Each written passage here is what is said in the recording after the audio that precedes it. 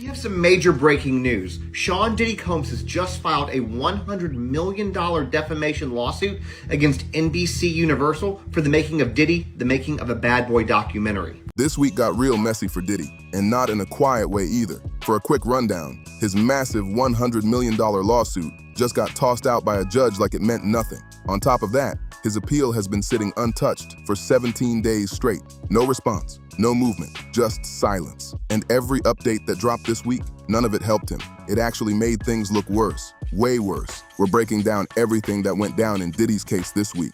There are a few major stories to get through, and each one adds more pressure to an already intense situation. So let's get into it. Quick background. No need to go deep into who Diddy is, because his reputation already speaks loud enough. Things don't stop there. Diddy's $100 million lawsuit getting completely shut down. Now here's where things really heat up. Back in January 2025, Peacock dropped a documentary called Diddy, the Making of a Bad Boy. And the timing, way too convenient. It came out just 4 months after Diddy was federally indicted, which definitely raised eyebrows. The documentary didn't hold back either. It came with some serious claims that had people talking instantly. A singer, Al B. Sure, appeared on camera and suggested that Kim Porter, Diddy's ex and the mother of his children, might have been involved in something suspicious. Now, you said no Diddy, but it seems there is Lil Rod has come out who he produced the Love album. And it seems like he has recordings, pictures of a whole year and a half. Smart guy. Year and a half with Diddy, not getting paid to where he's Smart like, guy. It seems like you can't say no to Diddy the way he's putting it out. Like, there's a lot of people like, why didn't he say no? Yeah, you don't go. You don't go. Why go? Then things got even heavier when former bodyguard Gene Deal hinted that Diddy might have had a connection to Biggie's 1997 death. Yeah, those are not light accusations at all. So Diddy's team fired back in February 2025 with a lawsuit against NBC Universal, the company behind Peacock, demanding $100 million. His lawyer came out strong, saying the network ignored basic journalism standards and pushed a narrative that painted him in the worst way possible without solid proof. They argued that these claims, especially the ones suggesting harm toward people close to him, were damaging, reckless, and crossed a serious line. Now this is where things really take a sharp turn. On April 21st, 2026, just days ago, New York Supreme Court Judge Phaedra Perry Bond completely dismissed the lawsuit. Just like that, it was gone. And the reasoning? It hit hard. The judge basically said this documentary couldn't damage Diddy's reputation because his reputation was already in pieces before it even came out. Think about everything that was already out there before the documentary ever dropped. There was the Cassie Hotel incident footage, showing him in a violent situation in a hallway. There were dozens of serious civil allegations stacking up. The media coverage was nonstop and negative. And on top of that, there was already a federal indictment in place. All of this was public knowledge before a single scene from that documentary aired. The judge also made it clear that the documentary wasn't pushing just one side. It included Kim Porter's autopsy results, confirming she passed from pneumonia. It also featured statements from her family saying there was no foul play involved. On top of that, the film pointed out possible biases from the people being interviewed. In other words, the production actually covered its bases. NBC Universal's legal team celebrated the decision, calling it a big moment for journalists and filmmakers. Meanwhile, Diddy's side stayed completely silent. The message from the court felt loud and direct. You can't claim someone destroyed your reputation when it was already under serious damage before they spoke on it. That $100 million lawsuit, completely dismissed. Things don't stop there.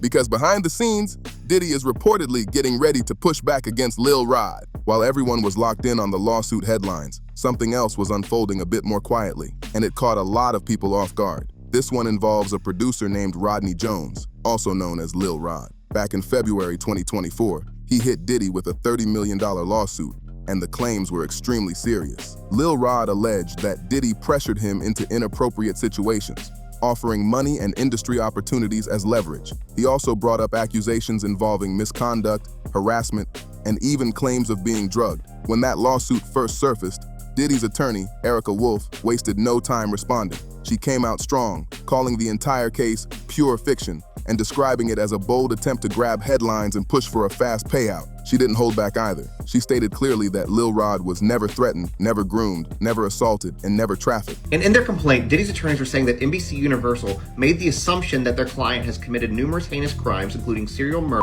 R of minors, and S trafficking of minors. They go on to say, quote, it maliciously and basically jumps to the conclusions that Mr. Combs is a, quote, monster and a, quote, embodiment of Lucifer with, quote, a lot of similarities to Jeffrey Epstein. His lawyers also say that the documentary insinuates that he is a serial killer by hinting that he had something to do with the deaths of Kim Porter, Notorious B.I.G., Andre Harrell, as well as Heavy D and some others. That was the official stance from Diddy's side right from the jump. Now here's where things shift. In March 2025, a judge dismissed 5 of the racketeering-related claims from Lil Rod's lawsuit.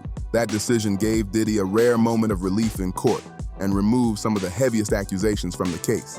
Still, the situation didn't disappear. It just changed shape.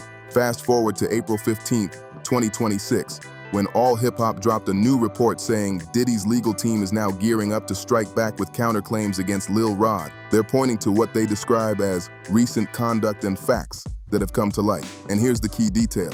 Those counterclaims are expected to be filed by June 30th, 2026. So now the energy is shifting big time. What started as Diddy defending himself could turn into him going on the offensive, and that move could shake things up even more in this already intense legal battle. That's a major shift. And of course, Jaguar Wright had something to say about it. When Lil Rod first filed his lawsuit back in 2024, she came out with a sharp question that got people talking. She basically asked, if you knew what kind of environment you were walking into, why did you go? Why didn't you just say no? That comment hit hard and sparked a lot of debate online. Now, that's not a simple issue at all. People see it very differently depending on their perspective. But one thing is clear, this case is nowhere near finished. And Diddy, he's clearly not sitting back quietly. There are moves being made behind the scenes. Things don't stop there, because this one is honestly wild. And a little ironic too. TMZ dropped this report on April 10th, and it centers around Diddy's mansion in Holmby Hills, one of the most exclusive and expensive areas in Los Angeles. But instead of luxury vibes, the neighbors are stressed out. They're reportedly worried about what happens if Diddy wins his appeal and comes back home. And interestingly, their concern isn't just about him. It's about everything that follows. Think media vans lining the streets, paparazzi setting up camp, reporters going live at all hours of the night. For people who paid top dollar for peace and privacy, that kind of chaos is the last thing they want. But here's the part that really stands out. Right now, the only people living in that massive property are Diddy's twin daughters and their aunt. And according to reports, the neighbors haven't had a single issue with them at all. No complaints, no drama, nothing. Apparently, the kids have been handling things responsibly, giving neighbors a heads up before any gatherings, keeping everything shant and drama-free. No complaints, no chaos, nothing out of line. But even with that, the concern about Diddy possibly returning is so strong that it's starting to affect real estate deals in the area. Realtors showing homes in Holmby Hills are now legally required to tell potential buyers that Diddy owns a property nearby. If they leave that out, they could actually face legal trouble for hiding something that might impact a property's value. Think about that for a second. His name is now showing up in real estate disclosures like a caution sign. That's a wild position to be in. Things don't stop there, because this is what everyone is really watching. The appeal. It's been 17 days since the April 9th hearing. 3 judges heard about 2 hours of arguments, and since then, nothing. No ruling, no update, just silence. But that silence doesn't automatically mean something is wrong. In federal appeals courts, it's completely normal for decisions to take weeks or even months after arguments are heard. Legal experts are already saying a decision could come anytime before the end of summer 2026. So this delay isn't out of the ordinary just yet. What really caught attention, though, was something said during the hearing. Judge William Nardini described the case as an exceptionally difficult case. He didn't say it was clear-cut or easy to decide. He made it clear this situation is complicated. That one statement says a lot. It shows the judges are actually digging into the details and not rushing to a quick decision. And now, the numbers behind all of this start to matter even more, because the context they provide could completely change how this situation is viewed. Now here's where the numbers really start to raise eyebrows. The typical sentence for a Mann Act violation, the charge Diddy was actually convicted of, usually lands somewhere around 15 months. But Diddy? He was sentenced to 50 months. That's more than triple what most people get for the same offense. And here's the twist. He's already served 19 months. That means he's done more time than a lot of people ever do for this exact charge. So when the appeal finally drops, Everything could shift fast, and there are only 3 possible outcomes. First option, the conviction gets overturned and he walks out free. Second option, the sentence gets reduced to time served, which also means he walks free. Third option, the appeal gets completely denied and he stays behind bars until April 2028. That's it. No middle ground, no fourth option. Just those 3 paths. And right now, nobody knows which one is coming. Things don't stop there, where everything stands at this exact moment. Time for the weekly scorecard, because there's a lot to track here. As of now, Diddy is being held at FCI Fort Dix in New Jersey. Inside the facility, he's been working as a chaplain's assistant in a drug treatment unit, keeping a relatively low profile. His official release date is set for April 15, 2028, but that's already been shaved down slightly, about 10 days, thanks to earned credits. It's not a huge shift, but it shows the clock is slowly moving. Looking at this week from his side, there are a few developments worth noting. His legal team is actively preparing those counterclaims against Lil Rod, with a deadline set for June 30th. The appeal still hasn't been denied, which at this stage isn't bad news at all. And on top of that, his projected release date continues to inch forward little by little as time goes on. Now let's talk about the losses, because this week they hit harder than anything else. That $100 million lawsuit completely shut down.